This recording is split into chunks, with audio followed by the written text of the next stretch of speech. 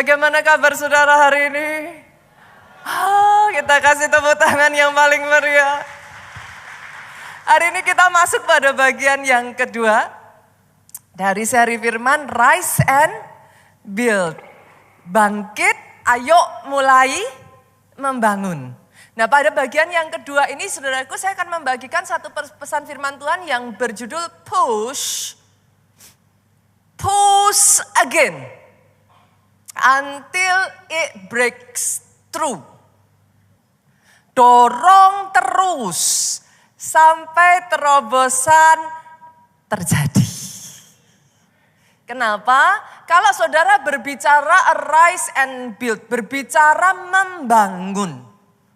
Yang namanya membangun itu butuh kegigihan, perseverance, butuh endurance, ketahanan nih. Kalau enggak Bu, pasti akan berhenti di tengah jalan. Itu sebabnya Pak butuh push terus sampai terobosan terjadi. Push lagi sampai menang. Kalau belum pun terus di-push sampai berhasil. Basically saudara, firman Tuhan minggu yang kedua ini akan mengingatkan kita finish what you start gitu. Simple kok firmannya.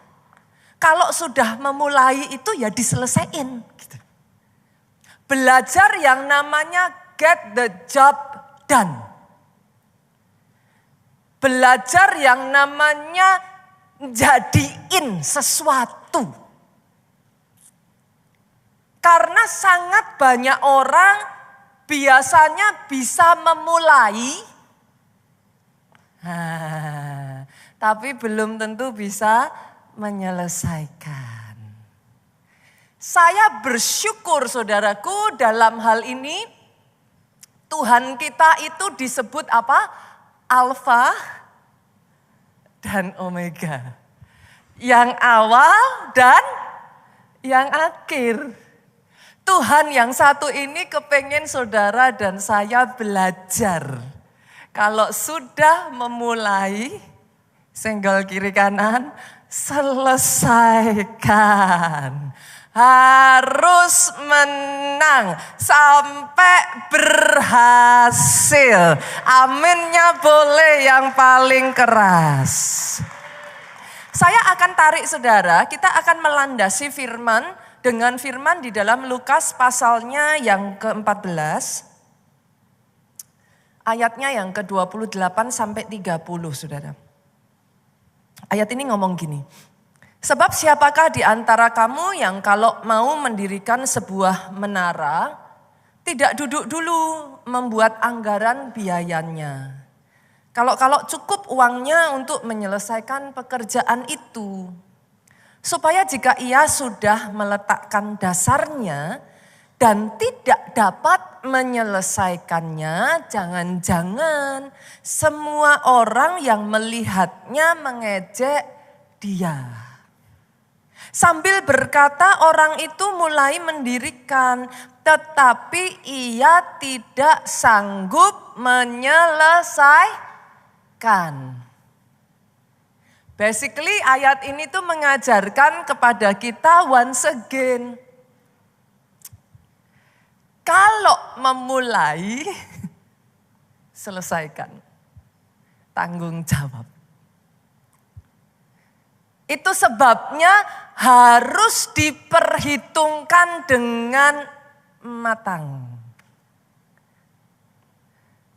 Basically firman Tuhan ini Lukas 24 ini mengajarkan kepada kita jangan sampai kita memulai tapi enggak menyelesaikan karena itu yang iblis paling seneng. Pasti iblis akan mencemooh, mengolok-olok sebisa mungkin. Sayangnya saya menemukan Bu, banyak orang memang ya bisa memulai gitu. Sayangnya saya menemukan sesederhana nggak usah jauh-jauh lah. Biasanya saudara nanti akhir tahun terus akan awal tahun punya resolusi toh. Biasanya resolusinya tuh muluk-muluk. Wah, tidur jam 9. Bangun jam 5 pagi. Padahal biasanya tidur jam 1 aja belum tentu gitu. Bangun ya boro-boro jam 10, jam 12 gitu. Resolusinya sih keren. Tiap hari olahraga. Lari minimal sekian kilometer gitu saudara. Tapi waktu berjalan, visinya boleh gede. Bulan Januari masih bisa. Harus hidup sehat. Makannya harus yang baik. Januari jalan masih oke. Februari mungkin masih oke. Sampai di Maret udah mulai terlihat, saudara. Kenyataannya tidak bisa menyelesaikan sampai akhir. Saya berdoa ya Bapak Ibu, di dalam kehidupan kita, push again ya. Terus ya. Pastor, sampai kapan? Saya harus push. Sampai breakthrough. Dalam pernikahan sampai kapan, Pastor? Alkitab ngomong sampai maut memisahkan tuh Bapak Ibu. Yang sepakat aminnya yang paling keras. Aminnya boleh lebih keras lagi. Dalam pekerjaan. Dalam pekerjaan gimana Bapak Ibu? Sampai berhasil ya? Jangan nyerah di tengah jalan ya. Saya tanya nih para pelayan Tuhan. Sama-sama ikut som? Senggol kiri kanan. Jangan lolos. Harus lulus. Jangan hanya som 1. Som 1 puji Tuhan. Lanjut som 2. Lanjut som 3. Masih ada som 4. Belum lagi ISBC. Sampai lulus. Semuanya tuh satu demi satu sampai lulus. Sama STT katanya saudara. Amin, kita kasih tepuk tangan. Sama. Kalau bangun komsel. Nah lo, sampai kapan Pastor? Capek Pastor. Kalau enggak 1, 2 saja Pastor yang nongol. Kalau enggak 2 balik 1. Capek Pastor. Sampai menang. Sampai jadi. Ayo. Karena kalau enggak hati-hati di dalam kehidupan kita ini ya saudara. Yang namanya panggilan pun harus di-refresh. Jadi orang Kristen tuh harus di-refresh loh Bapak Ibu. Enggak selalu iman saudara di atas. Masalahnya firman Tuhan itu udah make it clear. Hanya yang bertahan sampai akhir yang selamat. Itu masalahnya aja gitu. Saudara memulai bagus. Tapi yang selamat bukan yang memulai. Yang bertahan sampai akhir. Saya beberapa waktu tuh ngomong, ternyata ilmu untuk bisa bertahan itu penting loh. Banyak orang hanya mikir untuk menang. Proses menang ada momen-momen butuh untuk bertahan. Bukannya nggak bisa menang tapi nggak bisa bertahan, itu masalahnya banyak orang. Di dalam bertahan itu nggak ada ilmunya saudaraku. Ilmunya ya terus aja, pokoknya push aja terus. Nggak ada ilmu yang lain. Ya memang itulah caranya sampai saudara bisa menang. Karena yang namanya tahan uji butuh ujian. Nggak enak ya Bapak Ibu. Tapi kita bersyukur kita punya Tuhan yang memberikan contoh. Tuhan, saudara, dan saya, Matius 19 ayat 30. It is finished. Sudah selesai. Pada saat dia mengatakan, bukan Matius, Yohanes 19:30. Pada saat dia mengatakan it is finished, itu yang memungkinkan saudara dan saya hari ini berdiri di hadapan Tuhan. Karena dia menyelesaikan sampai akhir, saudara dan saya memperoleh keselamatan dan diperdamaikan kembali dengan Allah. Itu sebabnya push again boleh Bapak Ibu? Push again ya, jangan menyerah ya. Beberapa waktu yang lalu kalau Bapak Ibu sadar, masih ingat, kita pernah berbicara bahwa yang namanya glory itu melalui cawan dan salib. Masih ingat gak firmannya ya? Masih ingat ya? Gitu. There is no crown without cross. Gak ada mahkota tanpa salib. Butuh orang-orang yang tahan sampai akhir. Nah, hari ini saudaraku, basically di firman ini saya akan membagikan kepada saudara, seperti yang saya berkali-kali sampaikan, firman di gereja kita itu week after week itu dibangun ya Bapak Ibu. Jadi dari minggu lalu kita membangun ke minggu ini nih.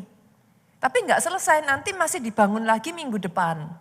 Jadi in case saudara tanya nih setelah dengar firman ini, lah pastor terus gimana ininya? Nanti minggu depan, senggol kiri kanan, to be continue gitu. Makanya datang lagi gitu. Tiap minggu ikuti terus serinya. Sehingga nanti dapat gambaran penuh.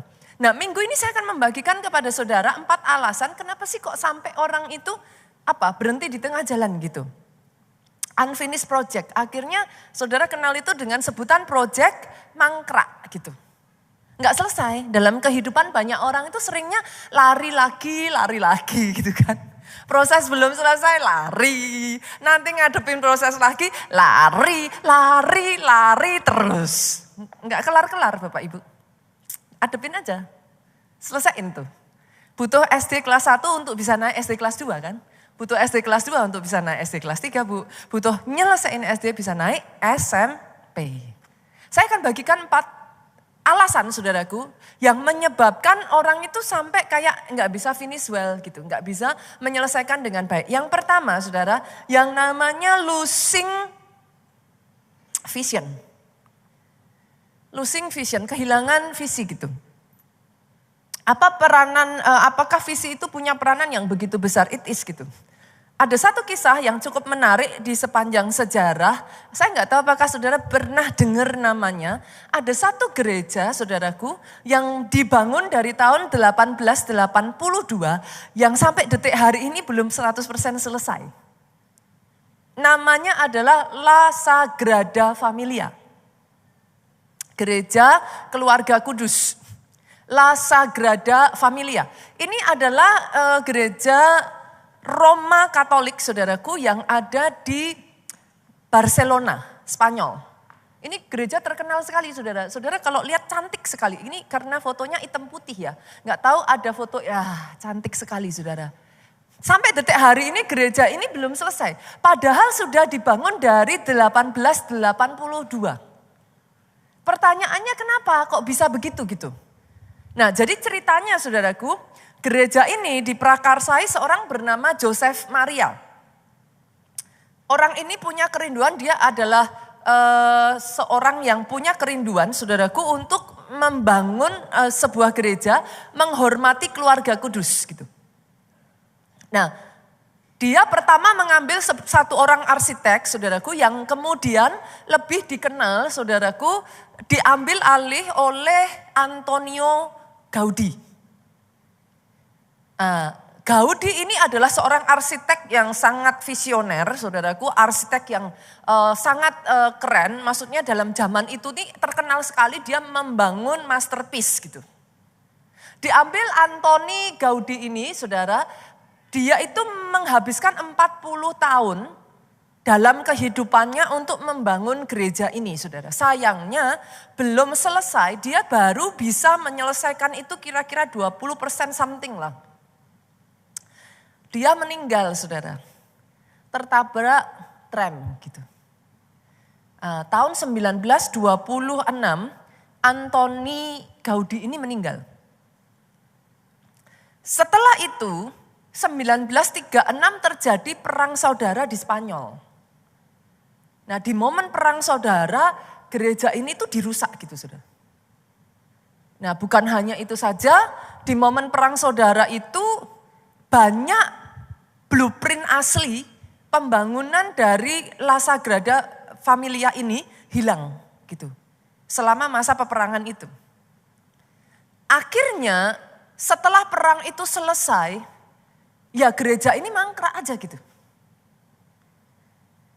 Ketiadaan dari the vision man, ketiadaan dari blueprint, ternyata membuat sampai akhirnya gereja ini sudah sekian lamanya berusaha untuk dibangkitkan lagi, berhenti lagi, dibangkitkan lagi, berhenti lagi, ditargetkan. Katanya saudaraku, nanti kita lihat ya, ini gara-gara dengar khotbah ini nanti saudara jadi tertarik nih. Katanya ditargetkan gereja ini akan selesai tahun depan. 100 tahun setelah meninggalnya Antoni Gaudi, saudaraku. 2026. Mereka berharap seperti itu, Pak, let's see. Kita nggak tahu apakah gereja ini bisa selesai tahun depan, kayak gitu.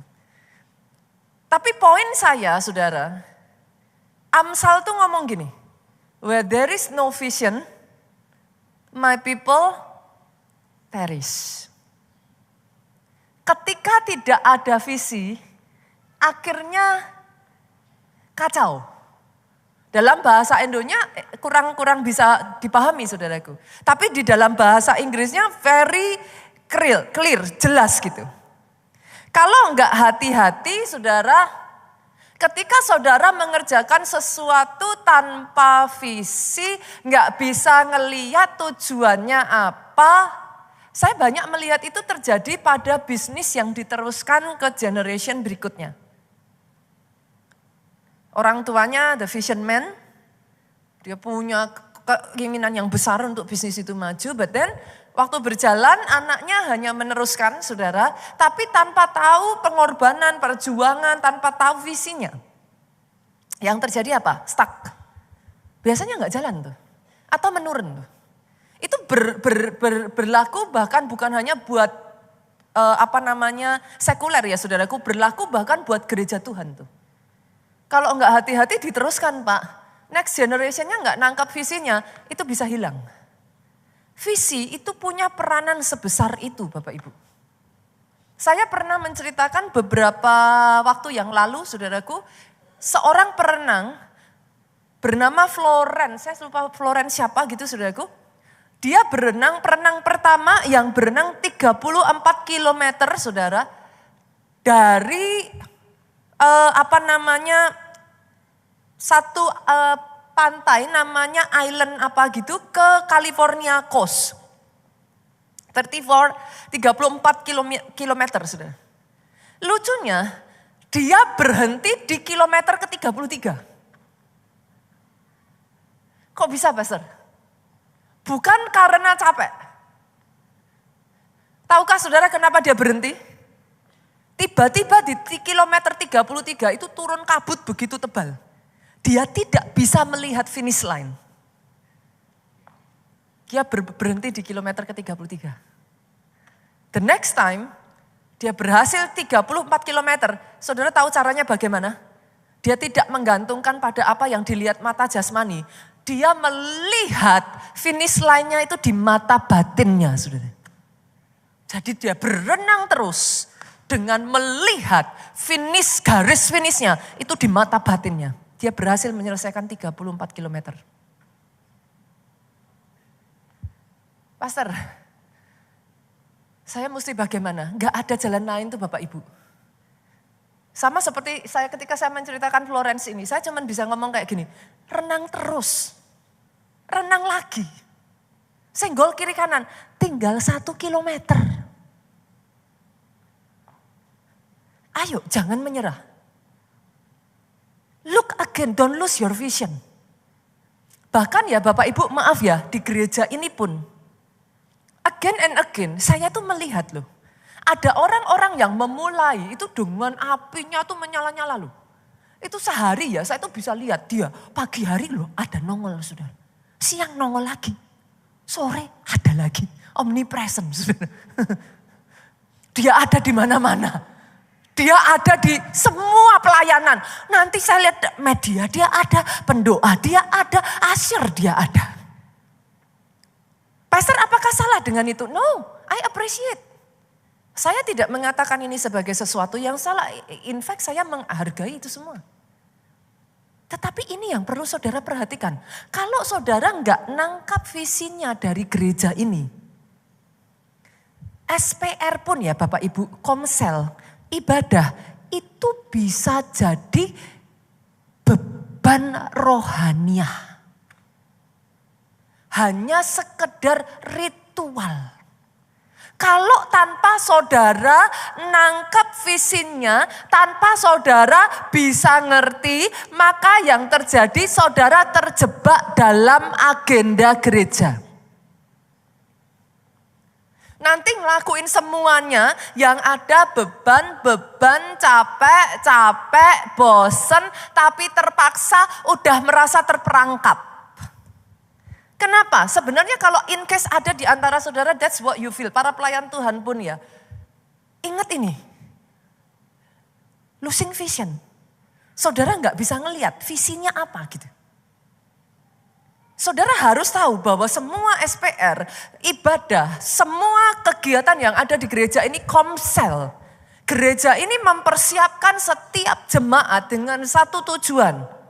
Engkau bukan hanya diselamatkan titik Bapak Ibu, maafkan saya. Engkau diselamatkan untuk menyelamatkan. Yesus itu nitipin pesan. Matius 28 ayat 19 sampai 20. Itu yang disebut amanat agung. Apa? Apa Bapak Ibu? Orang Kristen kalau nggak tahu Matius 28 saya cekik. Amanat agung loh. Masa nggak tahu? Apa? Pergilah. Jadikan semua bangsa murid. Artinya saudara nggak cukup hanya diselamatkan. That's not your end.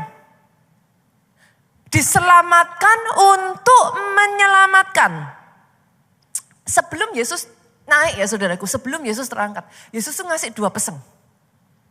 Yang pesan yang paling utama, amanat agung, dia ngomong, pergilah jadikan semua bangsa murid. Tapi dia ngasih pesan satu lagi. Jadikan kami satu seperti kerinduanmu agar dunia tahu bukti nyata dari kasihmu. Sebelum kami pergi memberitakan kasihmu, mulailah dari kami lebih dulu. Jadikan kami satu. Tuhan itu mesen 2 saudara. Ini nih yang paling gak gampang buat orang Kristen. Bersatu. Pesannya 2 itu sebelum dia pergi.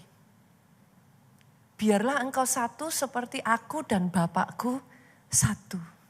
Pergilah jadikan semua bangsa murid. Kalau saudara ikut SPR hanya dengan tujuan lah karena harus.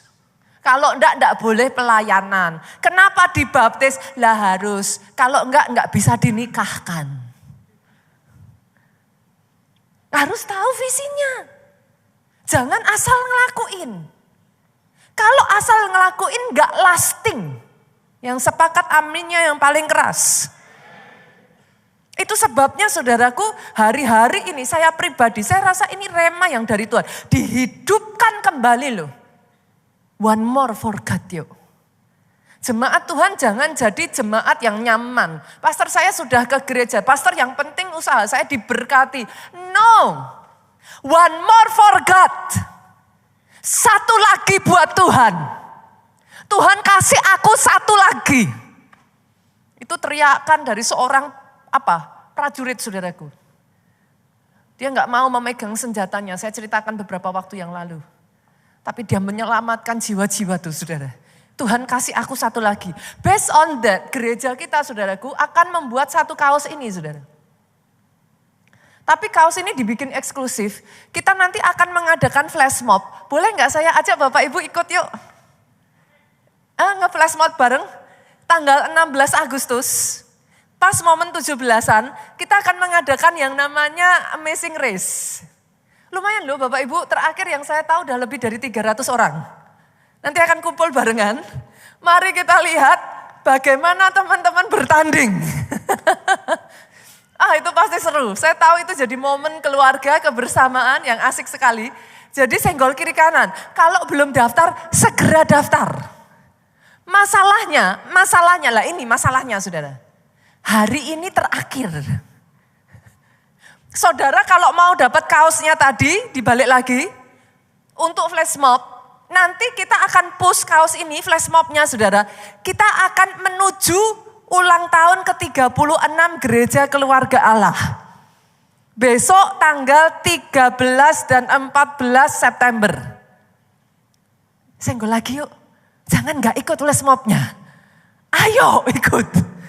Ikut flash mobnya. Nanti acara HUT kita akan kita bikin seru saudara. This time, tim kreatif di gereja kita akan mencoba untuk menciptakan experience in our HUT gitu. Enggak cuman sekedar saudara datang ibadah HUT, tapi nanti lihat ya, saudara harus melalui lantai 1, naik, nanti ada experience-nya. Tunggu tanggal mainnya. Yang paling deket dulu, besok tanggal 16, cepet-cepet saudara pulang nanti daftar. Pastor saya boleh gimana? Gimana cara saya daftar? Kalau saudara bingung di Gereja Keluarga Allah, apa-apa bingung, gak usah pusing nyari siapapun. Tuh di depan sebelah kiri ada yang namanya info center. Udah nongkrongin di situ kalau bingung saudara. Teror aja teman-teman info center saudaraku. Ini gimana caranya? Info center dibuat untuk memudahkan saudara supaya saudara nggak dipingpong. Kalau nyari sesuatu biar saudara nggak kemana-mana, udah cari info center beres. Daftar di sana, hari ini terakhir soalnya sudah. Baik anak-anak maupun orang dewasa bisa dapat kaosnya. Lebih dari hari ini, saudara boleh daftar, masih bisa daftar, tapi kaosnya nunggu nanti setelah selesai 17-an saudara. Lah kan ya butuh waktu toh untuk produksi. Masa Bandung Bondowoso kan gak bisa saudara. Jadi makanya hari ini terakhir tuh kalau saudara mau dapatkan kaosnya. Kalau enggak pun ya namanya orang saudara gak tahu ya udah daftar aja tapi kaosnya nanti menyusul gitu saudaraku. Sepakat ya? Tanggal 16 kita kumpul ya. Seru-seruan bareng, 17-an bareng, lomba bareng-bareng. Kita kasih ya tepuk tangan yang paling meriah. Yang kedua saudara, yang kedua. Apa yang menyebabkan orang jadi kayak berhenti di tengah jalan? Yang kedua, trauma kegagalan. Kadangkala di dalam sebagian orang, saya melihat itu bukan karena nggak punya visinya. Tapi trauma gitu. Saya beberapa kali tanya loh, kenapa kok kamu nggak mau maksudnya ngelamar pekerjaan lagi gitu. Karena terakhir ngelamar pekerjaan dia merasa dipermalukan. Jadi mau ngelamar pekerjaan lagi kayak udah takut gitu. Kenapa kok? Beberapa saya tanya gitu. Saya ngelihat kadang beberapa teman-teman, keren, cakep. Tapi saya tanya kenapa kok nggak mau mulai hubungan lagi gitu. Kadang sebagian ngomong sama saya, pastor trauma gitu. Karena terakhir menjalin hubungan diperlakukan dengan nggak baik sama pasangan gitu. Senggol kiri kanan lagi. Satu nggak baik bukan berarti semuanya nggak baik. Halo? Yang bapak-bapak kan setuju dengan saya toh? Enggak semua cowok seperti itu kan? Hah? Amin kan? Loh amin. Tapi zaman sekarang jangan salah loh. Enggak semua cewek juga seperti itu. Bukan hanya yang cowok saja Bapak Ibu. Jadi banyak yang saya melihat akhirnya trauma saudaraku. Karena ya bukan karena nggak punya visinya ya, tapi takut aja gitu nyoba karena gagal lagi gitu. Di Alkitab ada satu kisah. seorang yang memulai dan mengalami kegagalan. Masih ingat nggak kisahnya Daud membawa tabut perjanjian? Daud itu sempat gagal loh saudara. Niatnya baik. Sebagian dari saudara yang ngomong sama saya, pastor niat saya itu baik gitu. Tapi kenapa kok susah amat? Ya ini saudara, kadangkala takut tuh dengan kegagalan. Daud sempat berhenti. Dia mau bawa tabut perjanjian, tapi yang terjadi justru usah disamber Tuhan, saudara. Jadi niat yang baik tadi, perjalanan yang harusnya sakral demi membawa tabut perjanjian, berakhir dengan apa? Ketakutan gitu, saudara. Itu kalau saudara buka 2 Samuel 6 ayat 7 ini, maka bangkitlah murka Tuhan terhadap Usa, karena Usa megang itu tabutnya. Tapi sebenarnya kalau dipikir-pikir ya Usa tuh maksudnya tuh bukannya nggak baik gitu saudara. Tabutnya itu jatuh gitu. Apa orang Jawa bilang goleng gitu. Jatuh. Nah Usa itu maksudnya tuh mau nangkep. Tapi kena dia saudara. Dia mati gitu. Daud itu kaget, dia syok. Nanti kalau saudara lanjutkan ayat 9 sampai 10 ya. Di situ saudara menemukan Daud itu ketakutan. Dia berhenti, itu tabut akhirnya nggak jadi dibawa, tuh Daud takut. Lalu katanya bagaimana tabut Tuhan itu dapat sampai kepadaku. Dia ketakutan. Daud tidak mau memindahkan tabut itu ke kota Daud, dia menyimpang membawanya ke rumah Obed Edom. Karena dia takut saudara. Dia sempat berhenti sekian waktu lamanya, tapi hebatnya Daud tidak menyerah. Syok boleh, sempat takut boleh, mungkin sempat ada pukulan boleh, tapi senggol kiri kanan, menyerah jangan. Menyerah jangan. Gak ada kamus untuk menyerah. Akhirnya Daud bangkit lagi saudaraku, dia selidiki. Daud gak tinggal di dalam traumanya, dia selidiki. Gimana caranya untuk membawa tabut dengan benar nih. Gimana supaya dia gak kesalahan sama Tuhan. Dia belajar caranya, dia kutak-katik, dia rubah saudara. Itu sebabnya saudara menemukan satu journey yang begitu masif sekali pengorbanannya. Tiap 6 langkah dia sembelih tuh. 1 ekor lembu. Gila gak saudara? 6 langkah tuh 1, 2, 3, 4, 5, 6. Segitu aja dia sembelih. Sampai dia tiba di akhirnya kota Daud, Yerusalem saudara.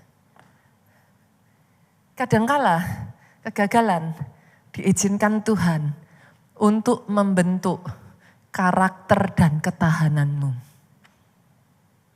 Justru seringkali saudaraku, Tuhan mengizinkan semuanya itu terjadi, saudara bisa mengalami supaya bisa memperbaiki kesalahan. Tapi yang penting firman Tuhan ngomong gini, Amsal 24 ayat 16 bagian A. 7 kali orang benar jatuh, namun ia bangun kembali. Dari ayat ini yang kita pelajari satu saudaraku, ada 2 pelajaran. Yang pertama, mau orang benar, mau orang gak benar, dua-duanya bisa jatuh.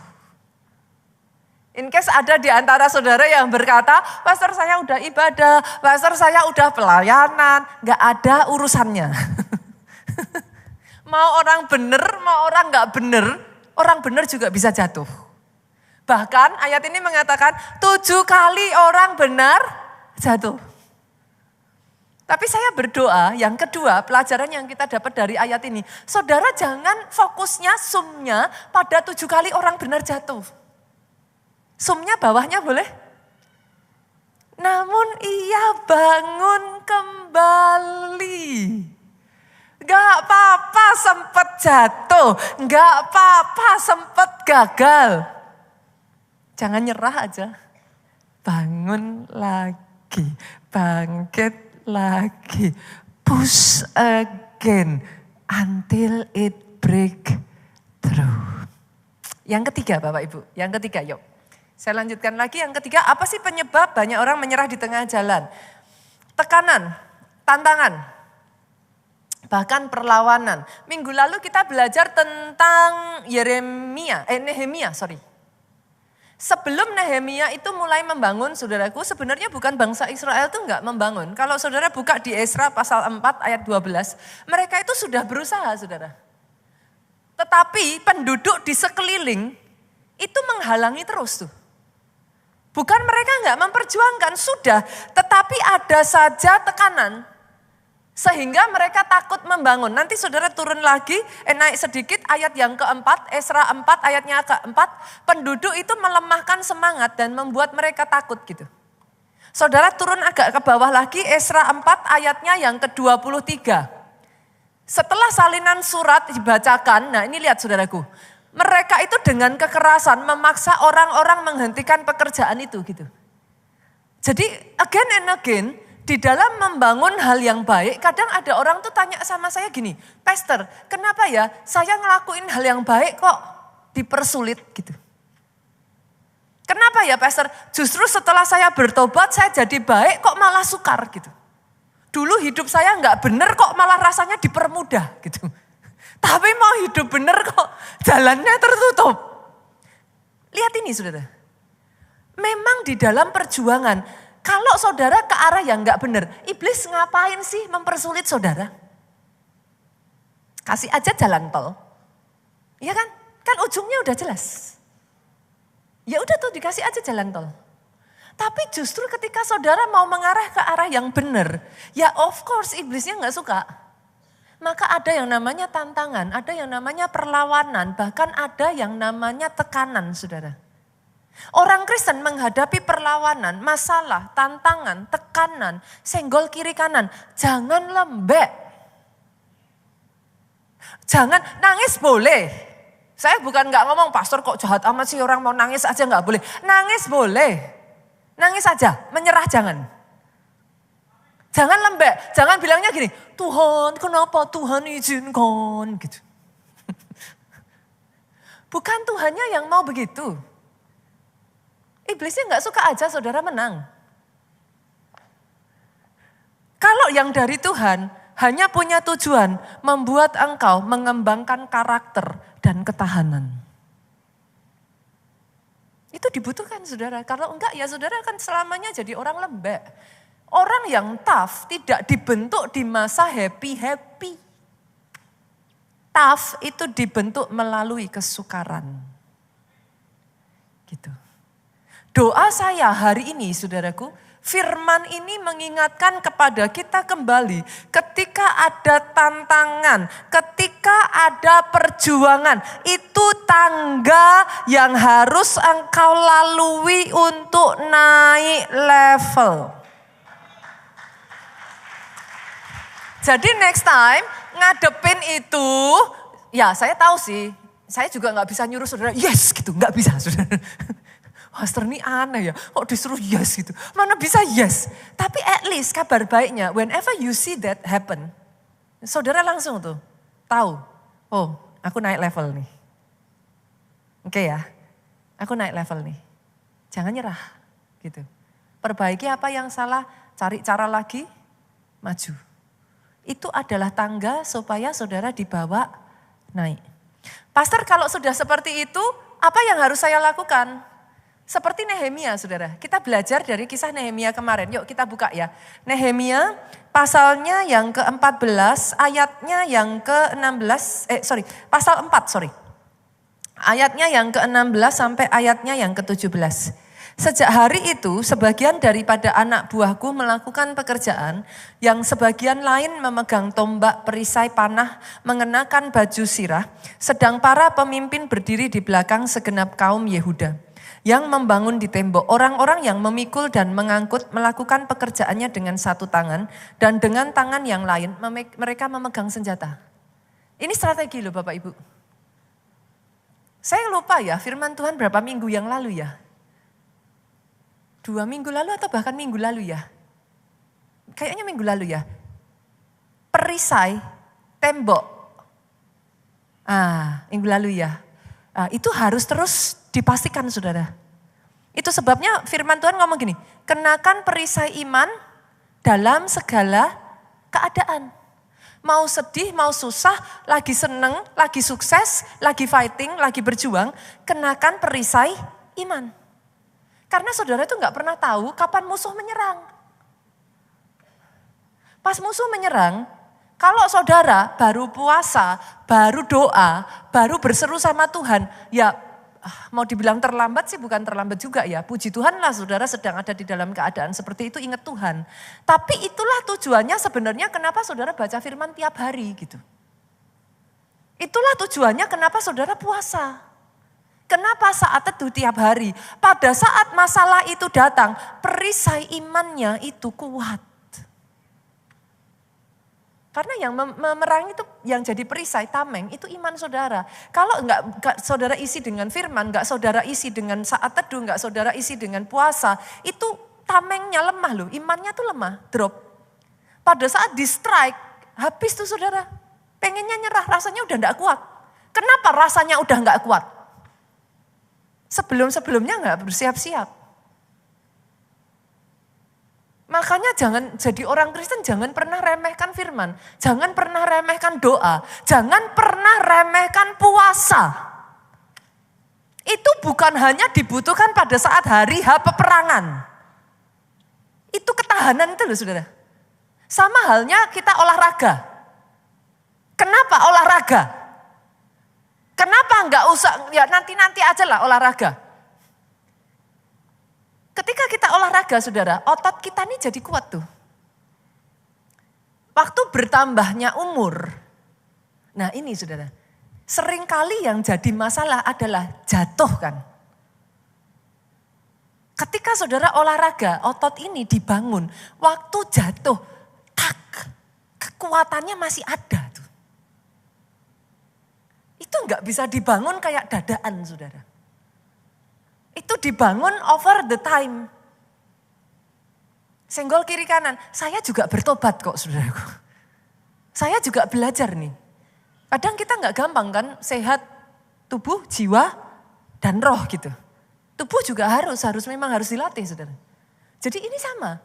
Jadi kalau saudara memang di dalam momen perlawanan, pesannya Nehemia itu 2. Satu tangan kerja, satu tangan pegang senjata. Kerjanya jalan terus. Pegang senjata itu artinya apa Bapak Ibu? Perang. Pegang senjata artinya apa? Berjaga-jaga.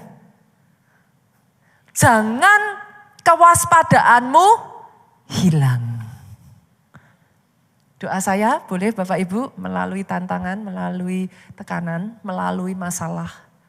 Engkau bukan berhenti membangun. Tapi membangunnya semakin naik, semakin naik. Semakin naik terus sampai apa? Sampai menang, sampai breakthrough, sampai berhasil. Yang terakhir yuk, yang keempat. Yang keempat, apa sih yang menyebabkan orang itu berhenti di tengah jalan? Kehabisan kekuatan saudara. Kehabisan di kekuatan, sebenarnya bukannya enggak berjuang, sudah berjuang.